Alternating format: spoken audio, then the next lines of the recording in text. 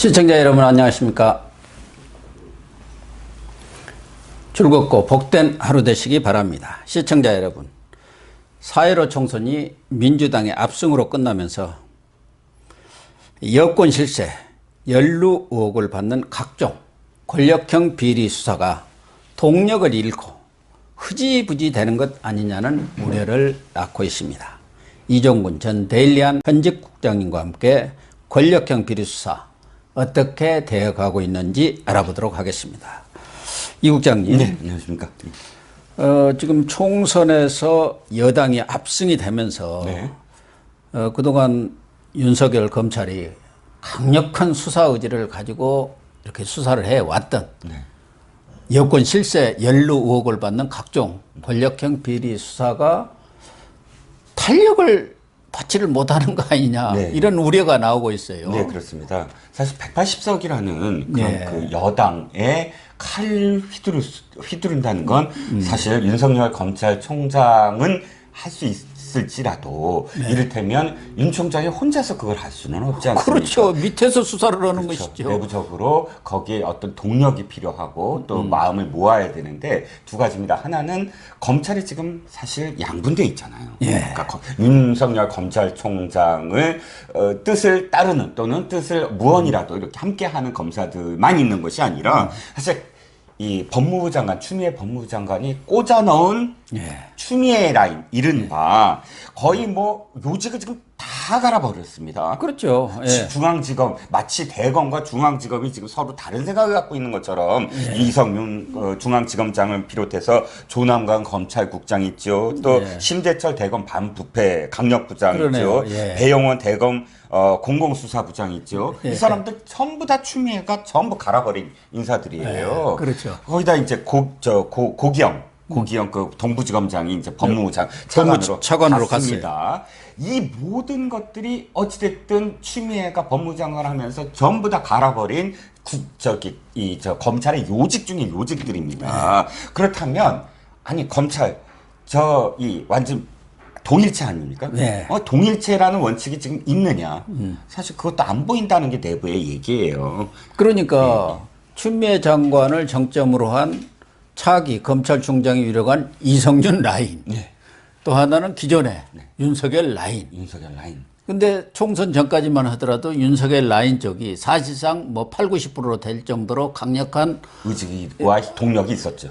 검사들의 지지를 받았는데 이렇게 압승이 끝나니까 검사들도 앞으로 검사 생활 오래 할 사람들인데 권력의 눈치를 안 볼 수 없잖아요. 그건 뭐 인지상정이에요. 그렇습니다. 그러다 보니까 이제 이런 권력 수사들이 좀 동력을 잃는 거 아닌가 하는 생각이 들고, 또 하나는 이제 윤석열과 대척점이 있었고 그런 사람들, 말하자면 수사의 대상이었던 사람들이 이번에 많이 당선이 돼버렸어요. 그렇죠. 예를 들면은 뭐 황운하, 대표적인 최강욱, 또 정무수석했던 한병도, 뭐 어쨌든 그런 분은 좀 조용히 있습니다만은 특히 황운하라든가 이 최강욱 당선자는 검찰 개혁을 부르짖으면서 수사를 받아야 할 사람은 지금 윤석열이라고 적반하장격의 역공을 펴고 있는 거고, 뭐 떨어지기는 했습니다만 또 황희석 전 법무부 인권국장, 이 사람도 윤석열 공격에 아주 최선봉에 서 있지 않습니까? 네, 그렇습니다. 그러다 보니까 아무래도 이 사람들이 또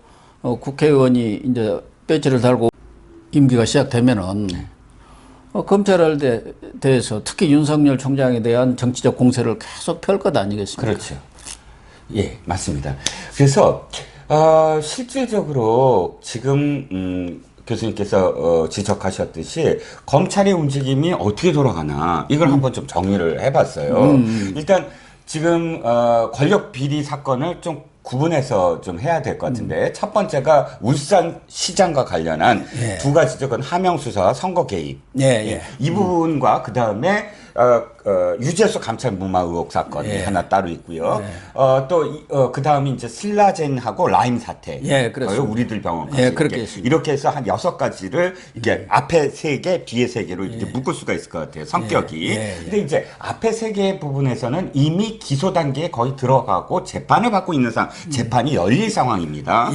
울산 시장과 관련해서. 문제는 근데 뭐가 남아 있냐면 임종석 소환이 남아 있었어요. 그러니까 임종석뿐만 아니라 이광철. 이광철. 그러니까 이들을 차례대로 소환을 해서 소환하는 이유가 딱 이거죠.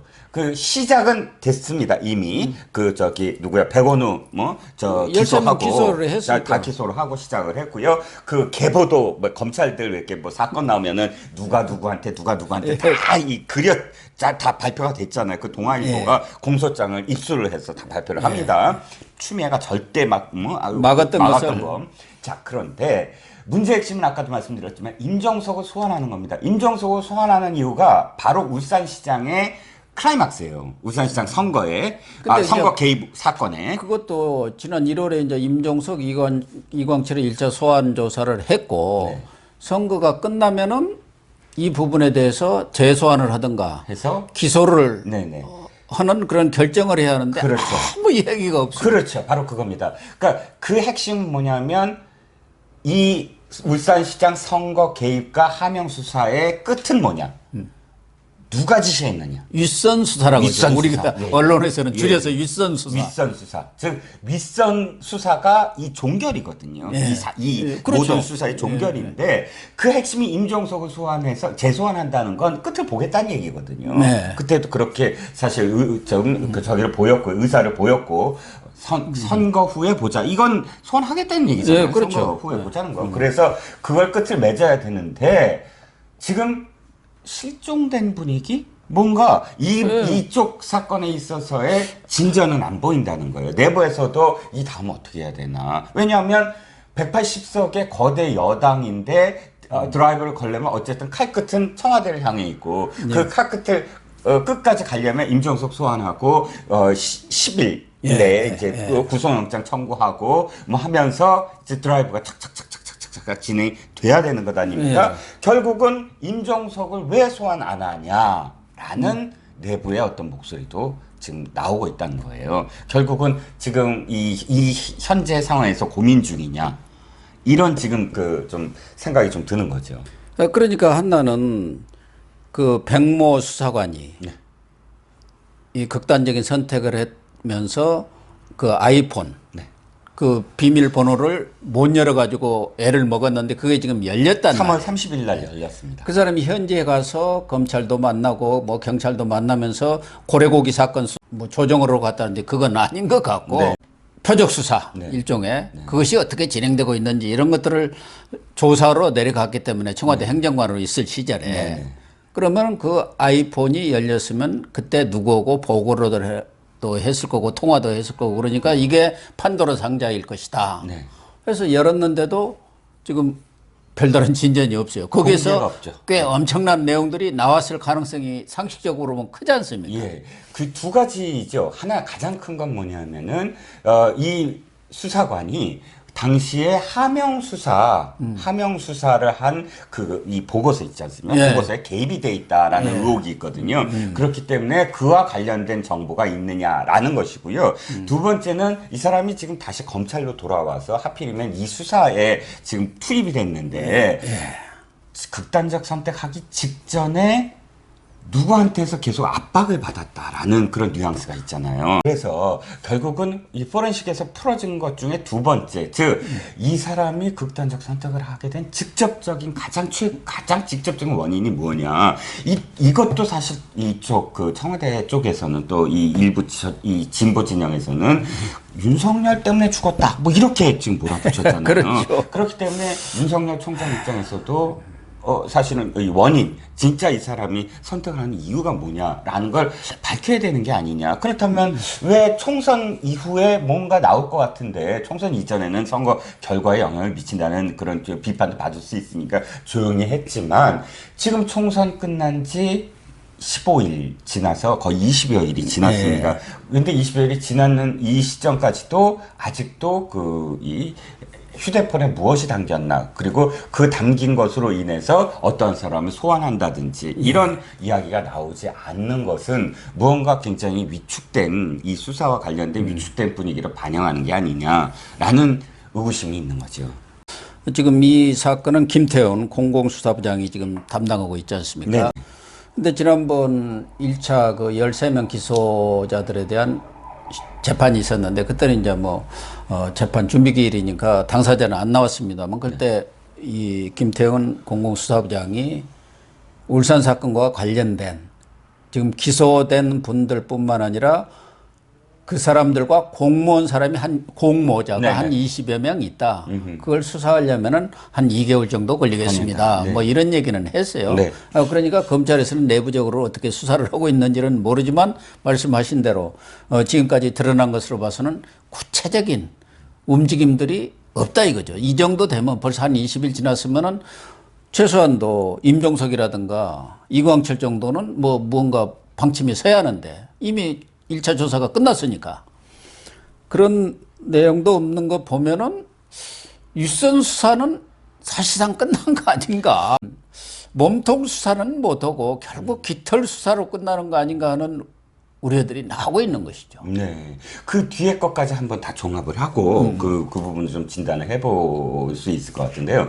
그 뒤에 신라젠과 또 라임은 약간 좀 다릅니다. 왜냐하면 선거 직전 직후에 주요 관계자들을 검거를 했고 체포하고 했습니다. 신라젠 같은 경우도 그 당시 이 간부 고위급 임원 이모 대표와 광모 감사 이 두 사람을 체포를 했거든요. 구속했죠. 예, 구속했어요. 보면 시점으로 봤을 때 어쨌든 이게 굉장히 미묘한 시점이라고 보여져요. 총선 후에 구속영장 청구해서 받았다는 건. 그런데 이제 아시다시피 신라젠 라임과 비슷하지만 신라젠이야말로 또 당시에 이 신라젠의 가장 큰 돈을 이렇게 투입한 대주주라고 하는 이철 씨라는 사람이 사실 친노 인사 아닙니까?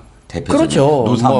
친문 인사죠. 밸류 인베스트먼트 코리아 전 대표죠. VIK. 대주주죠. 신라젠에. 그렇죠. 이 사람이 지금 이 실형을 2년 6개월을 받고 또다시 이제 또 다른 혐의로 이제 또 재판을 받고 있는데 문제는 이 사람과 친했던 인사들이 줄줄이 사실 신라젠과 관련돼서 강사로 나서고 유시민 이사장을 비롯해서 그런 김수현 정책실장도 강연도 하고 이런 관계들 때문에라도 이 신라젠에 이 돈을 투자하는 것을 이 사람들이 관여를 했다. 그래서 뭔가 커넥션이 있는 게 아니냐. 라는 그런 의혹을 계속 갖고 있었는데, 어쨌든 이 두 사람을 구속을 해서, 그 다음 단계로 넘어가는 게 아니냐.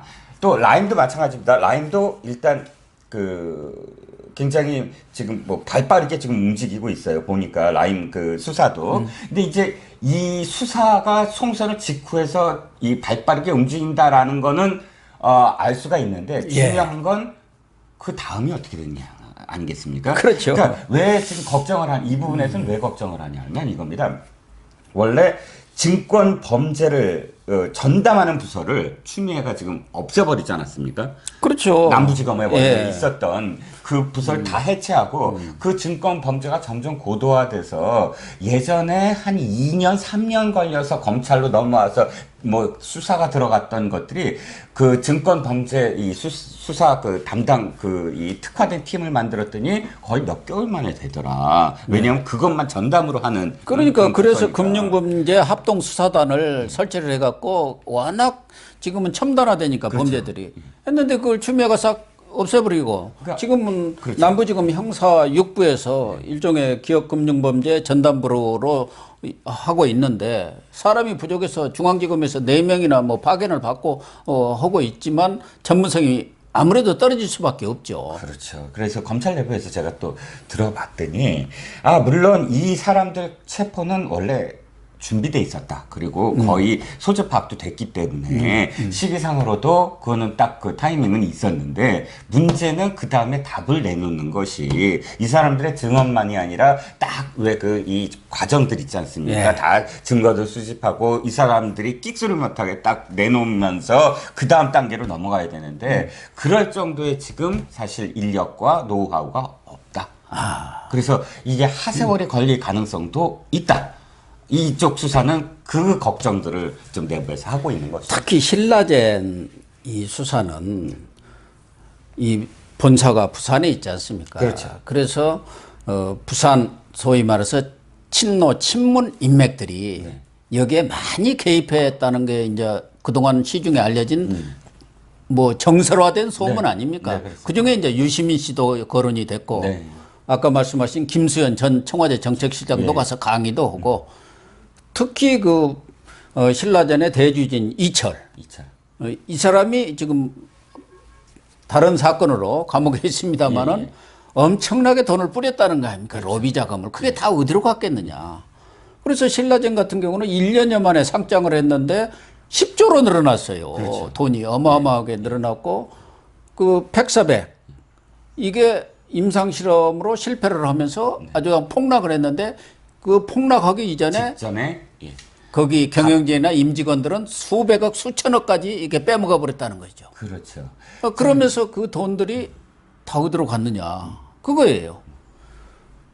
또 하나는 이제 여러 가지 우려들이 제기되고 있는 것 중에 하나가 그 본질적인 수사는 저리 가버리고 최근에 검찰과 언론은 유착관계다 해가지고 오히려 본질 수사는 저리 가고 지금 수사의 핵심은 검은 유착 수사로 지금 이렇게 변질이 돼버린 그런 상황이에요. 그게 제일 문제인 거죠. 그러니까 완전히 꽃놀이패다. 제가 이 화투 말씀을 드려서 죄송하긴 하지만. 아니, 그렇죠. 왜냐하면 이겁니다.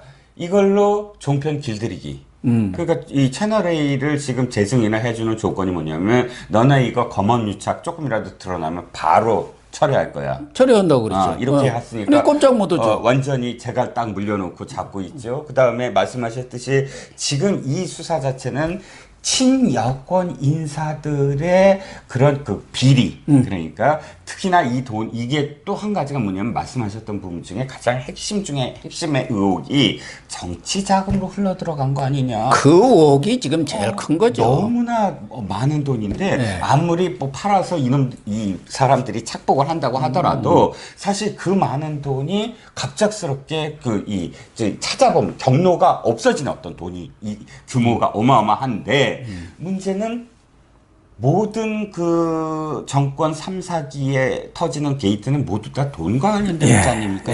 최측근이라고 할 수 있는 사람들의 돈과 관련된 문제가 바로 이 신라젠이 아주 상징적인데 지금 정부의 이 집권 쪽에서는 딱 그 검언 유착으로 완전히 돌려버려갖고 그러니까 핵심을 바꿔버린 거예요. 예. 프레임을 바꿔버린 거예요.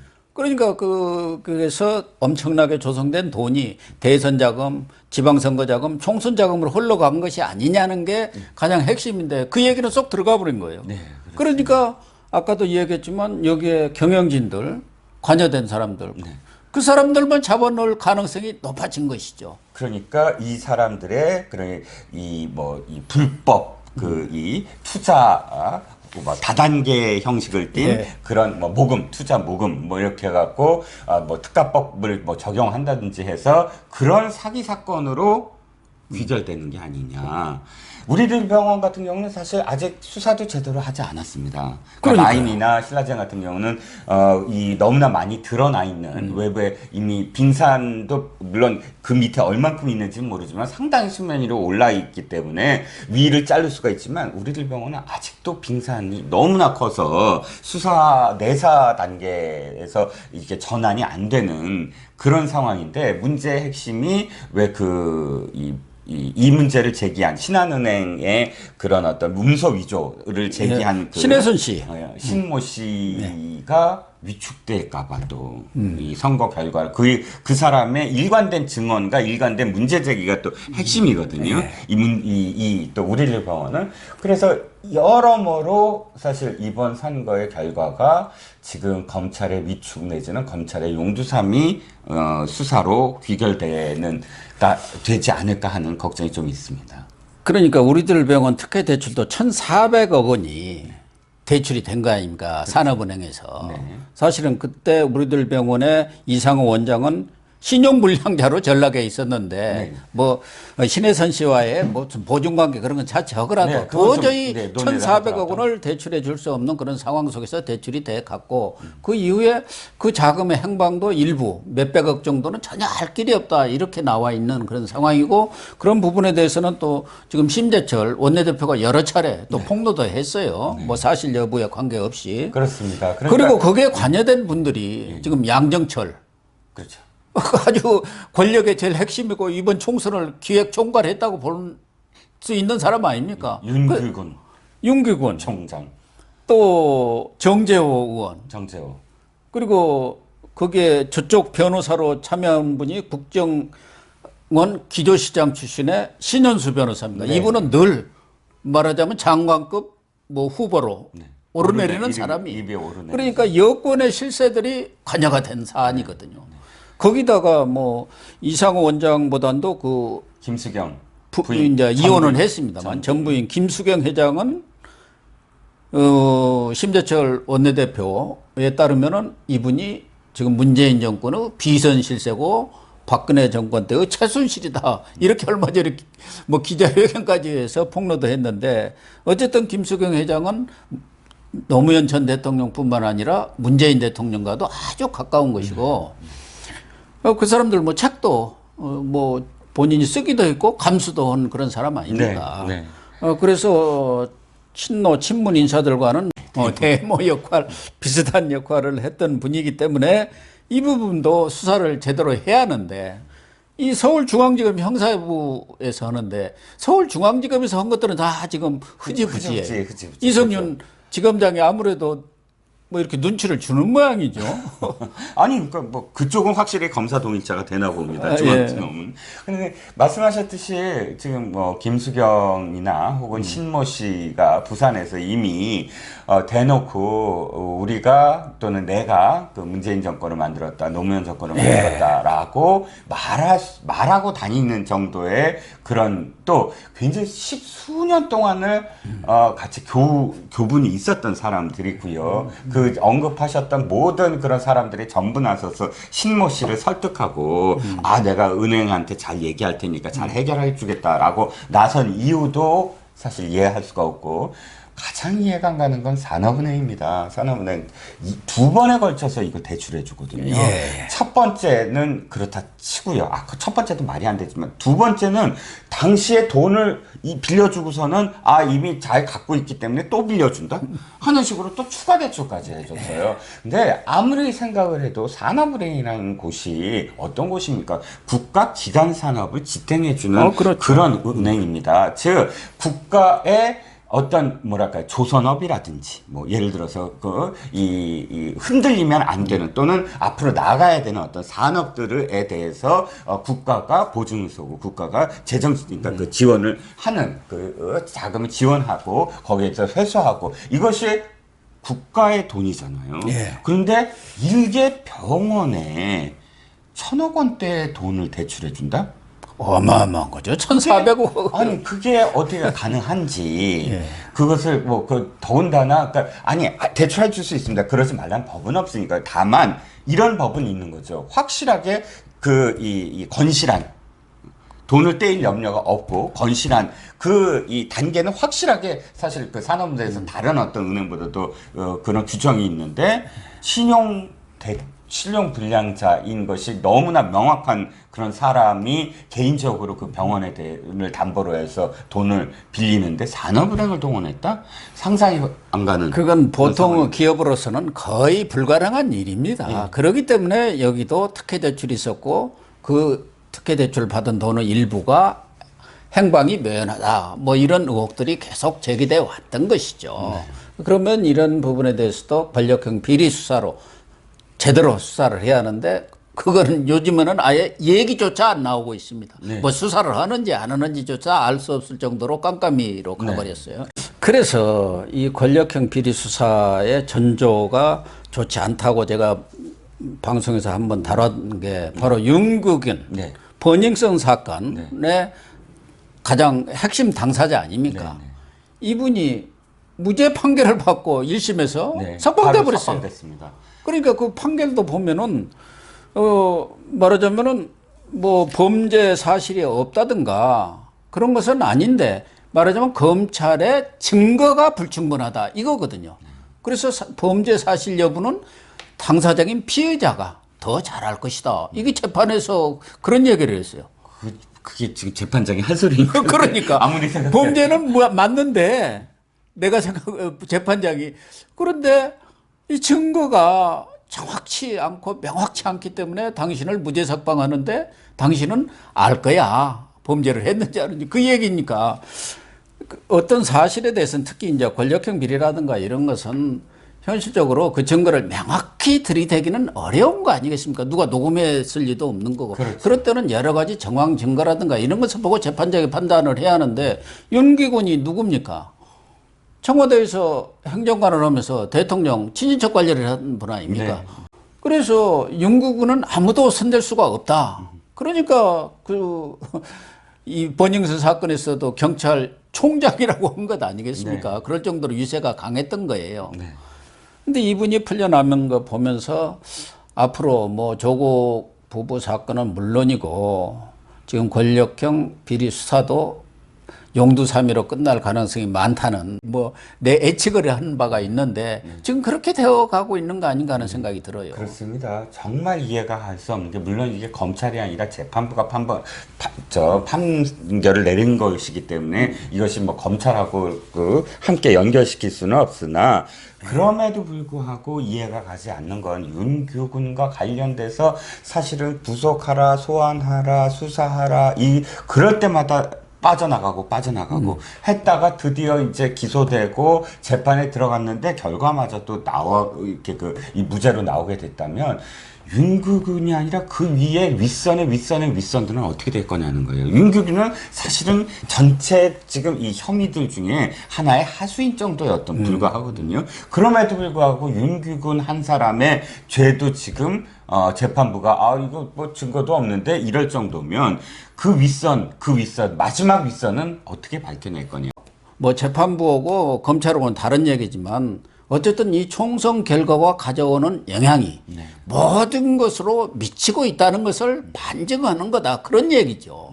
전체적으로 지금 저도 한 6가지의 그 비리 의혹 사건이 어떻게 되고 있나를 좀 이렇게 돌아보는 계기가 됐는데, 검찰이 이 4월 15일, 그러니까 총선 이전에 했던 뉘앙스와 지금의 움직임은 상당히 다르더라. 천양지차예요. 정말 다르더라.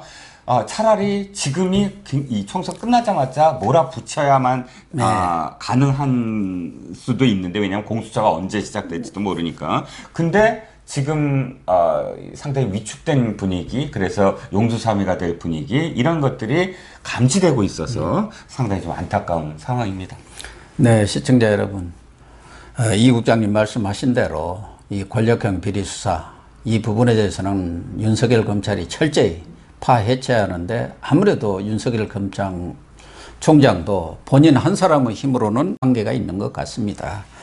그래서 총선 이후 이런 권력형 비리 수사도 용두사미로 흐지부지 끝나는 것 아닌가 하는 우려를 정말 금치 못하는 그런 심정입니다. 오늘 방송 마치도록 하겠습니다. 시청해 주셔서 감사합니다.